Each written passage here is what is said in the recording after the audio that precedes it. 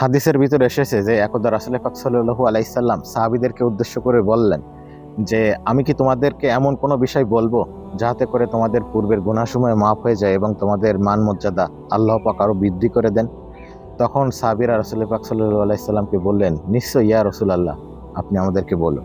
তখন রাসূল পাক সাল্লাল্লাহু আলাইহি সাল্লাম তাদেরকে বললেন যে কষ্টের সময়গুলোতে বেশি বেশি করে উজু করে দ্রুত কদমে মসজিদের দিকে যাও এবং সেখানে গিয়ে সালাত আদায় করো এবং এক নামাজ থেকে অন্য নামাজ পর্যন্ত অপেক্ষা করো, মসজিদের ভিতরে অবস্থান করো এবং পুরাটাই মহান আল্লাহ পাকের দিকে তোমার মন মানসিকতাকে ওই দিকে ধাবিত করো।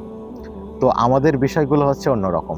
যখন আমাদের কষ্টের সময়গুলো আসে তখন কিন্তু আমরা মসজিদ থেকে আর মুখ ফেরাইনি, বা কষ্টের যখন আমরা জড়িয়ে পড়ি বা খারাপ সময়গুলো যখন আমাদের দিকে আসে তখন আমরা ইবাদত বন্দিগি পর্যন্ত করতে ভুলে যাই। আমরা নামাজ থেকে সরে আসি, মসজিদ থেকে সরে আসি, তখন আমরা অতিরিক্ত দুশ্চিন্তা করি এবং অতিরিক্ত টেনশন করি, হয়তো চিত হয়ে শুয়ে থাকি, বা দেখা যাচ্ছে অনেক খারাপ কাজের দিকেও কিন্তু আমরা অনেক সময় ধাবিত হয়ে যাই, বা অন্যায় কাজের দিকে, অন্যায় ইনকামের দিকে আমরা ছুটে যাই।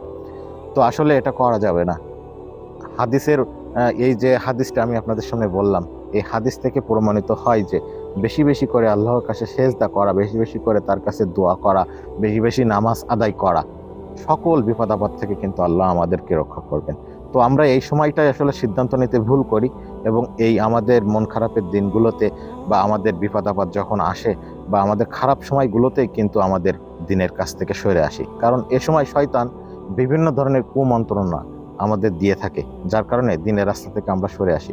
তো আমরা চেষ্টা করব সর্ব অবস্থায় বেশি বেশি করে জামাতে সালাদগুলো আদায় করা, বেশি বেশি করে মসজিদে যাওয়া, সেখানে অবস্থান করা, সময় করে বেশি বেশি করে মসজিদে যেয়ে কোরআন তেলাওয়াত করা। আমরা চেষ্টা করব যে এই কাজগুলো করলে মহান আল্লাহ পাক আমাদের মান মর্যাদা তো বৃদ্ধি করে দিবেন এবং বিপদ আপদ, সকল ধরনের বিপদ আপদ থেকে আমাদেরকে রক্ষা করবেন এবং আমাদের পূর্বের গুনাহসমূহ মাফ করবেন।